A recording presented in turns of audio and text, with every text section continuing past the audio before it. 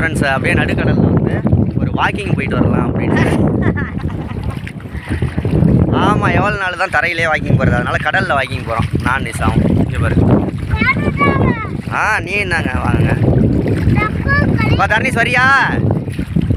தர்ணீஸ் வரியா? கடல் நடை பயணம். கடல் நடை பயணம். கடலில் செம்ம ஜாலியாக இருக்குங்க. நிசா அந்த இடம் பிடிச்சிருக்குல்ல உனக்கு? நல்லா இருக்கு. இங்கே பாருங்க எவ்வளோ தூரம் வந்துட்டோம் கரையிலேருந்து. தர்ணீஸ் வரியாடா? வாடா சீக்கிரம். உம்மாடி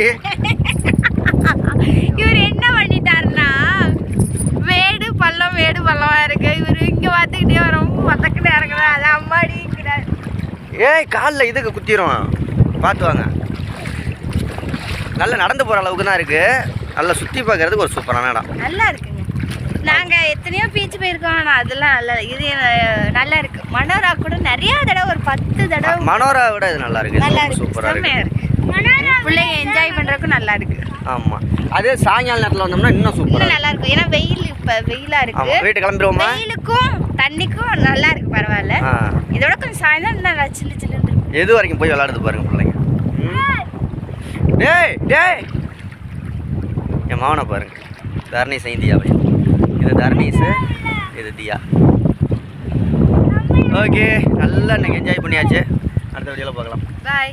சப்ஸ்கிரைப் பண்ணி லைக் பண்ணிடுங்க.